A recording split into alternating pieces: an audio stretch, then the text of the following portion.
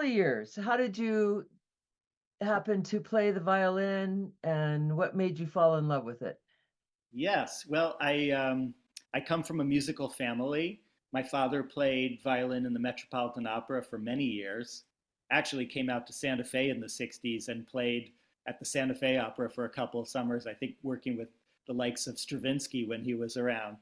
But I grew up in this musical household. My dad as a violinist, associate concertmaster of the Metropolitan Opera, and a mother who was a freelance flutist. And a lot of my early memories center around either being at the Metropolitan Opera backstage to pick up my dad from the stage door, or sometimes to go in and see all these crazy costumed people going by, and the orchestra in the pit, and that was sort of the glam. And then there was the all the musicians that our parents would invite over to our living room and just to read chamber music, and that was their passion and what they really loved to do. And so I always saw that music had a theatricality, but it also had this great community of musicians, and I just wanted to be an adult and play with them, I guess, as soon as I could. So, but of course, then there are the 10,000 plus hours of practice that one needs to put in. So, and my brother is a cellist and conductor. He and myself were part of founding two groups, the Knights, which is a chamber orchestra based in New York, based at Carnegie Hall these days, and Brooklyn Rider, a string quartet. And my brother left about 8 years from playing cello with Brooklyn Rider because of his conducting path developing more and more. And but I keep playing in Brooklyn Rider, and brought Brooklyn Rider to Santa Fe back in November. So So, who were some of your favorite composers and musicians as you were growing up in the earlier years? wow, in the earlier years, I might say Mendelssohn was one of my favorites. I remember listening night after night to listening to Jascha Heifetz. I would go to sleep listening to him playing the Mendelssohn Violin Concerto. Schubert also, the great cello quintet, um, and the B flat piano trio. Those were always favorites and continue to be favorites of mine in the early years. Great. But I would say Bach has just grown and grown and grown in endless interest and invention, and all the all the humanity and the balance of head and heart and mind. I just I just love his music more and more. So I'm thrilled that with Pro Musica we have this Bach festival. Now several years running. Wonderful. Now, also, I read that you played for the New York Philharmonic when you were, was it 14?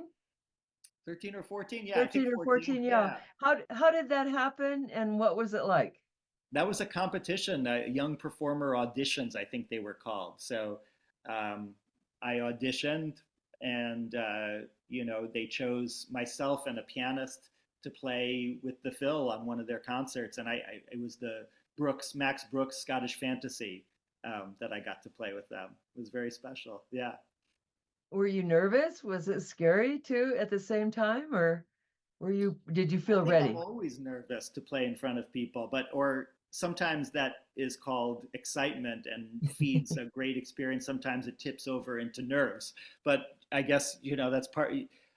At the age of 14, you was already playing a fair amount with different orchestras, so it was something I was learning to deal with, and still am learning to deal with.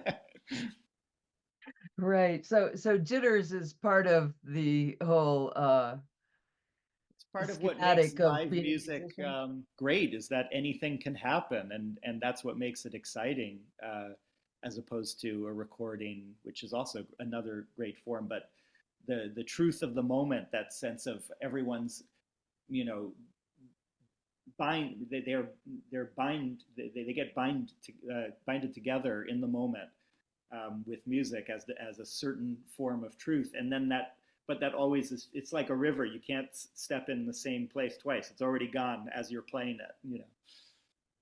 It's that live experience. There's nothing like it, is there? Really? Yeah.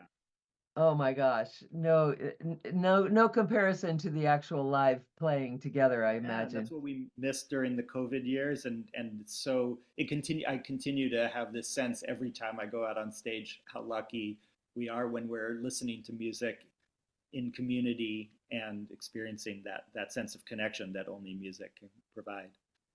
It is wonderful. So, which one do you think you would rather introduce, the Philip Glass Company or the Arvo Part Fratre?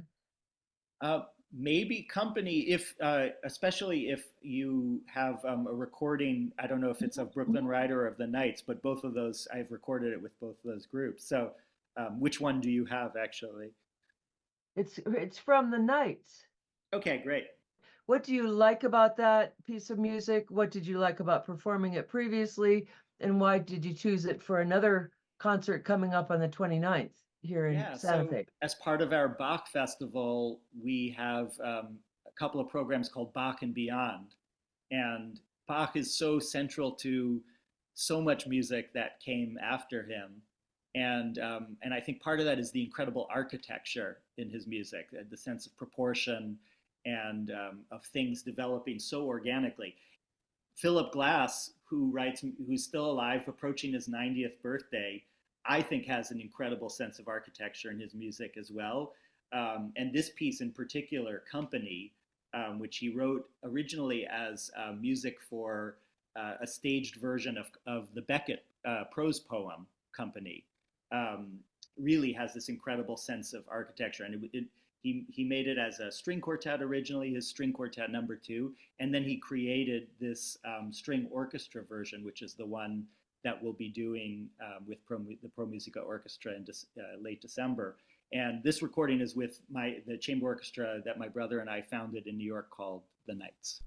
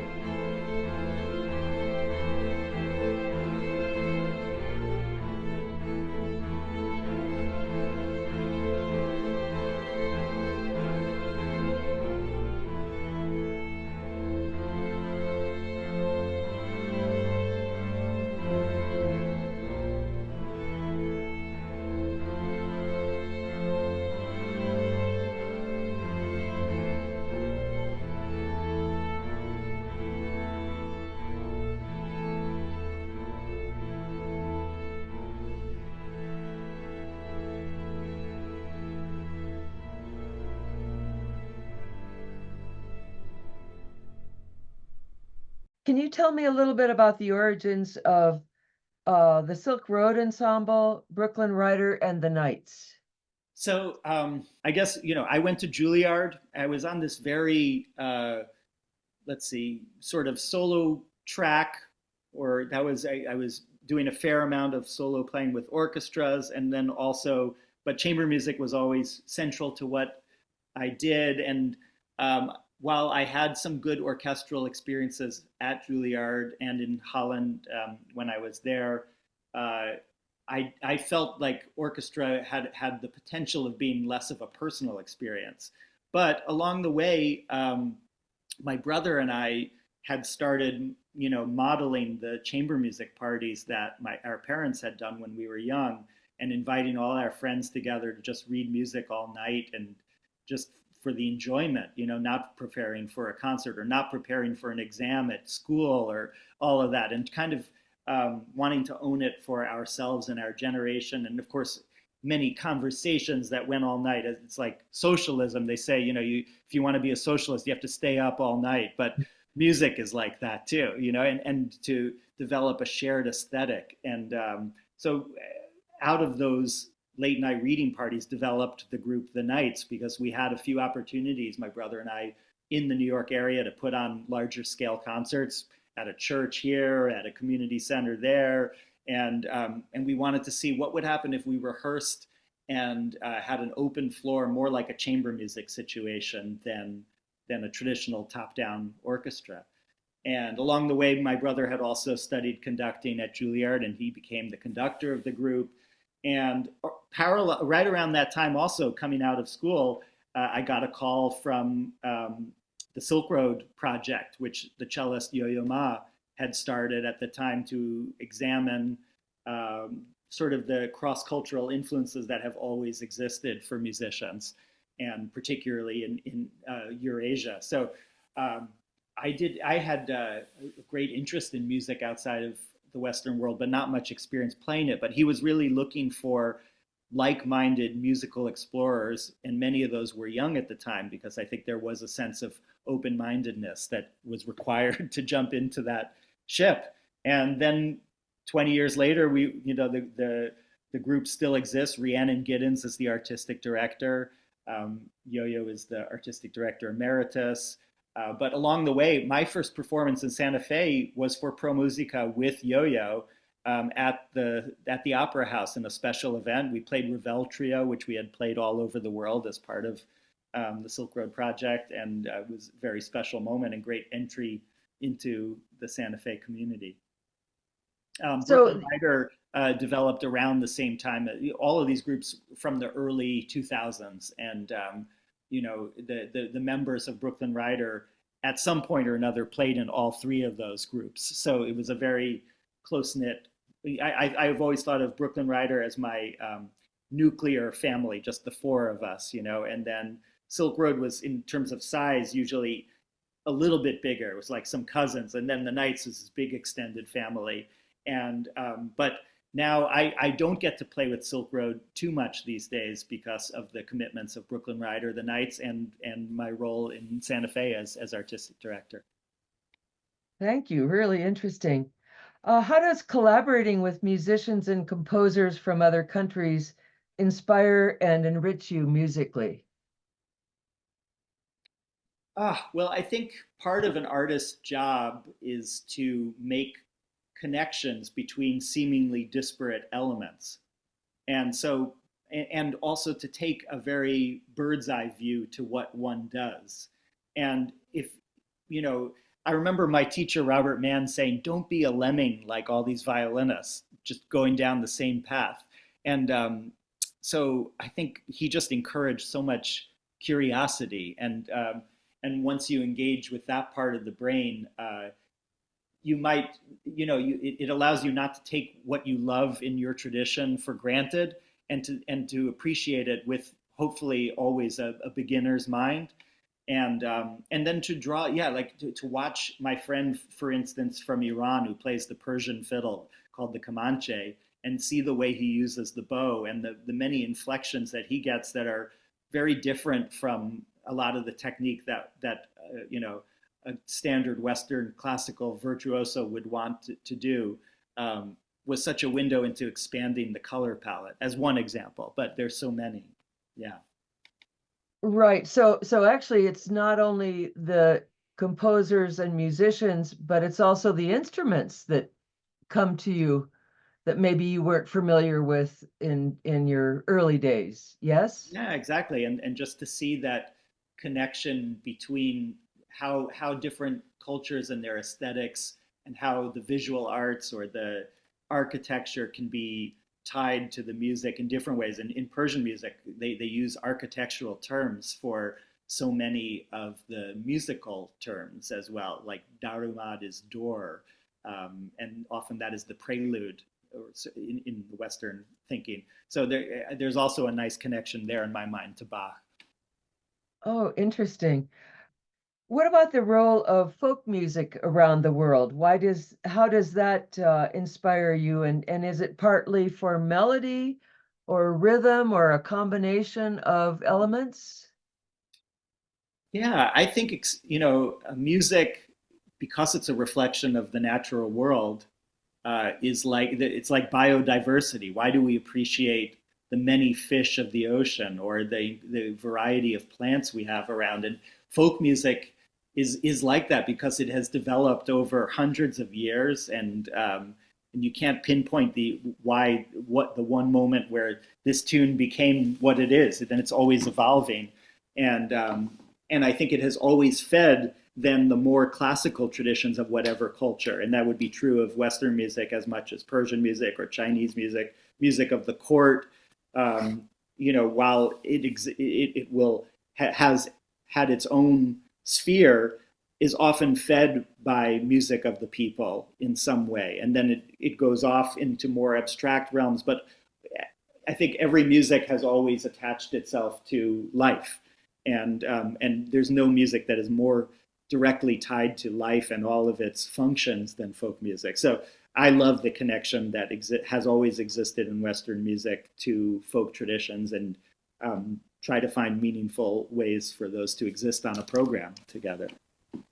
And you seem to be interested in composers who have studied folk music like Bela Bartok and others. Yes? Yeah, yeah, absolutely. I mean, I love also that idea that by studying something really old, there's a way to move forward, and that's a kind of common theme, I think, for artists of all sorts as well. And that also seems to be one of the themes of the current Pro Musica times, that there's this combination of old and new. Yes? Yeah, yeah. I mean, and that's very much present in this Bach festival where we have um, just Bach with Tanya Tompkins traversing the full cello suites, which is kind of a Mount Everest of sorts to climb, and a whole world unto itself. And then we have a Baroque Christmas where we have this potpourri of amazing Baroque masterpieces with Clara Rothstock, great singer, and led by Stephen Redfield. And then we have Bach and Beyond, where we are taking Bach as the base of so much that came. And we have Philip Glass, we have Arvo Pärt from our time, we have Mendelssohn. And without Mendelssohn, we wouldn't have Bach today, because he really he was part of reviving interest in this old master, and really started a different trend. I mean, up until Mendelssohn, all music was new music. You didn't play music of the past, you played music that was being written at that time. And Mendelssohn revived this interest in actually performing the music of Bach. And that is something that now someone like, if you're going to school as a music student today, you study 500 years of music, and you used to do that perhaps as a way to learn from the great masters as a composer and write new music, but you wouldn't be playing all of that music or be responsible for its style. So it's a double-edged sword. Like everything, we have so much information at our fingertips. How do you parse through it and draw connections and make sense of it all? And how did Mendelssohn actually come across Bach's music? Do you happen to know? I don't know the exact story of that, except that Mendelssohn's home, his living room it was like the dream. If you wanted to design the education of the European Enlightenment, Mendelssohn got that. His tutors were people like Goethe, poets, mathematicians, scientists, philosophers were all coming through the Mendelssohn home and having salons where they would talk about all of that. And I mean, certainly Mendelssohn was in, I mean, Beethoven, Mozart, they would write out Bach's manuscripts for their own study, because if you wanted to have a copy of something and you didn't have the internet then, or even much published stuff, you had to copy it out yourself, which I think was an amazing way to learn, because it was literally inhabiting the mind by taking the painstaking step of literally writing out a whole score of Bach's. But they didn't do it for performance, and I think Mendelssohn brought sort of said, this is music that is worth living on beyond its time, and I'm going to invest in that. And then it of course so affected his own compositions, including the piece that we'll play, his String Symphonia number 10, which he wrote when he was 14 years old. So crazy. Oh my gosh. So actually you were going to introduce Mendelssohn's String Symphony in B minor, yes? Okay, yeah. It's just staggering that this 14-year-old kid wrote something of such sophistication. I mean, this is even before his octet, which is one of his most famous pieces, written when he was 17. But here he is, 14 years old, and as I think in a way studies for eventually writing a full symphony with winds piece. He wrote these set of, I can't remember if it's 12 or 14 sinfonias for strings only. And this one in B minor, I think it pays homage both to J.S. Bach, the father, but also CPE Bach, Carl Philipp Emanuel, which, and so it has this, and CPE Bach was great at sort of chiaroscuro, Sturm und Drang writing, so very high contrast and dramatic. And I think the young Mendelssohn was attracted to that language.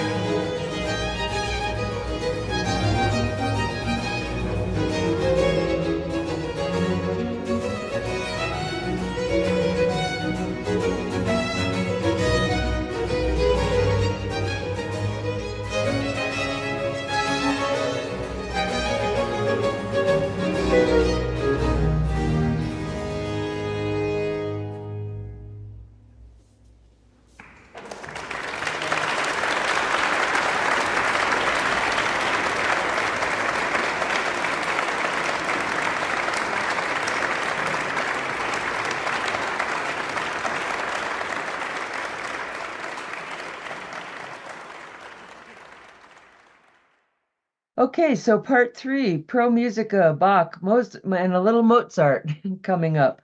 So what is your basic philosophy or vision for Santa Fe Pro Musica? Well, I think I came onto this role because I've had a 20-year relationship with the organization, coming as a guest, working with Tom O'Connor and Carol Redman, who are, these intrepid founders of this organization 40 years ago or so. And I think the organization has always been nimble. It's always followed their vision and been a period instrument at one point, or orchestra at one point, and had a relationship with Smithsonian.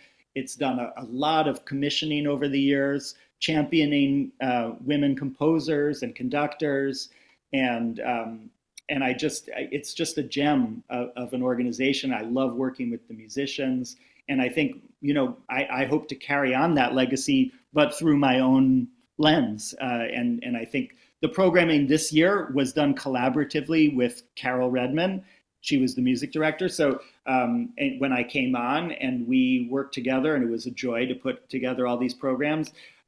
What's nice is the first quartet program in January, the Diderot Quartet, is unusual in that it's a string quartet that plays on period instruments.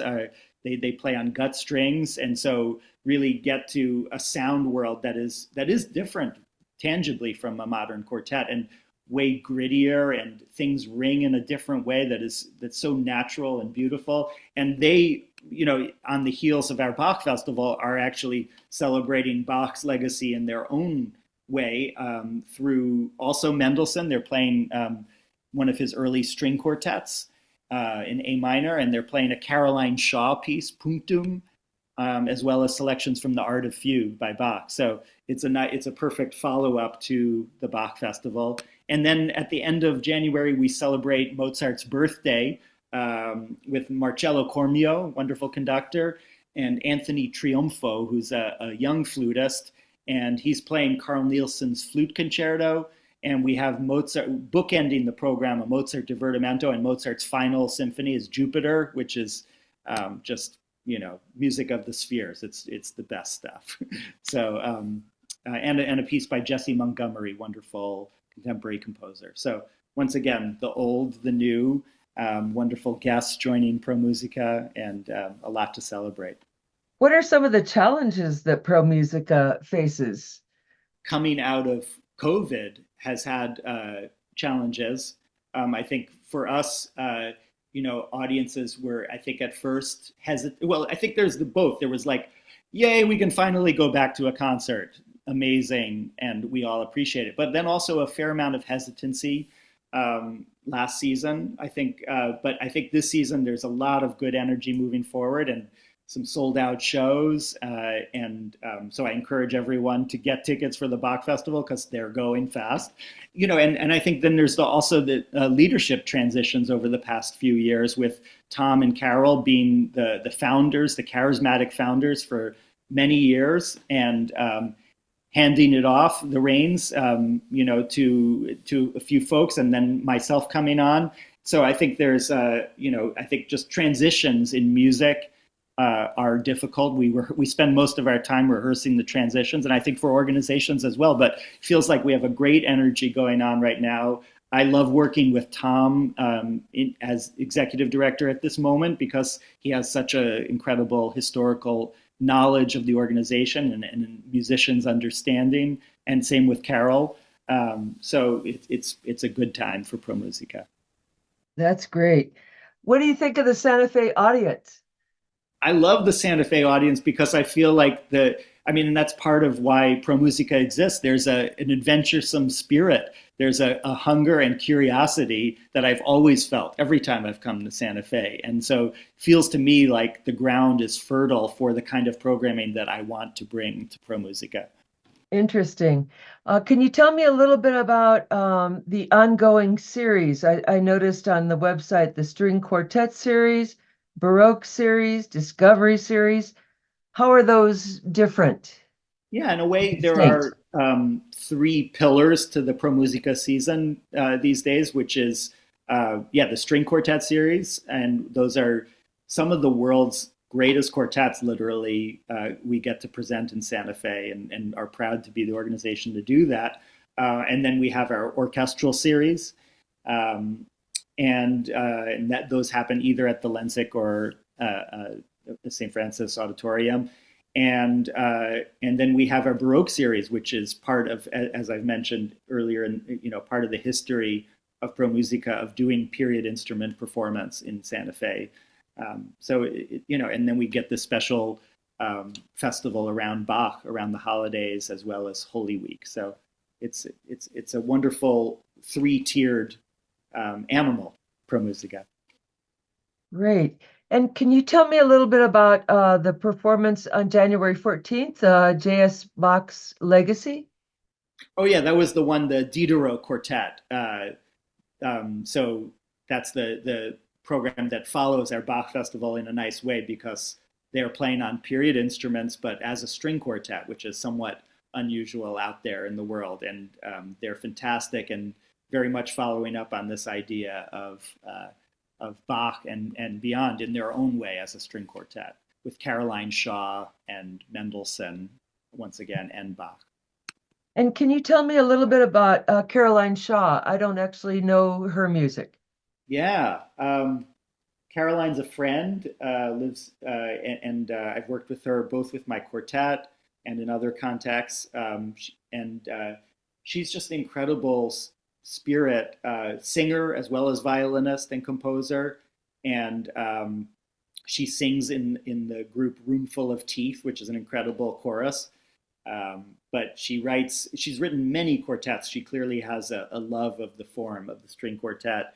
And I think what she can do is like a great painter that paints a still life of oranges. Why are there so many paintings of oranges? I feel like she can do that in music because she can take a very simple motif or three chords and sort of spin a whole piece out of just looking at and how the light subtly shifts around that one item. And how about on the 28th of January, the Celebrate Mozart concert includes a piece by Jessie Montgomery. And could you tell me what you like especially about her new Yeah, and composition? she's sort of similar generation to Caroline, one of the most sought after composers out there in the world right now, in America certainly. She's in residence at the Chicago Symphony currently, and she herself also is a violinist. So I love this idea that both she and Caroline are composer performers, fully in the tradition of a Mozart or Beethoven. And I think having that physical awareness of how music travels in space, how it resonates on the body, how it exists in time in front of an audience, means that their music, they always have someone in mind, when they're writing that music. And she has a real visceral rhythmic aspect to her music in a piece like Strum that you'll hear with on January 28th. I have to tell you, you've been disappearing I into the know. As darkness. and actually, yeah, let me put on the light. Okay. It's become crepuscular here. Right, right, right. You are 2 hours ahead of us, so Yes. you're letting us know what we're moving into ourselves later. So how about introducing Bach's Violin Concerto in A minor, please? Yeah. So Bach, A minor violin concerto. I think I first studied this piece. Maybe I was 9 or something, and it was at the tail. It's one of the last pieces in the Suzuki books, in the Suzuki method, so he includes it in there. But at that point, you're just playing music as a young violinist, and I love that. Actually, speaking of the Suzuki method, how much Bach there is in there, and even and the idea that even a little 4-year-old can start playing a Bach minuet, and a piece as simple as that has all the values as a piece as grand as the A minor concerto. And what can I say? The A minor concerto, it has this great sense of dialogue between the violin soloist and the orchestra in the first movement, and then in the second, there's this heartbeat going on all the way through in the cellos and basses, and it's just this ground that like the you just keep walking along, and the violin just floats above in the most glorious way. And then the last movement is a real jig of sorts. It's really feels like a Germanic slip jig for those fans of traditional Irish music.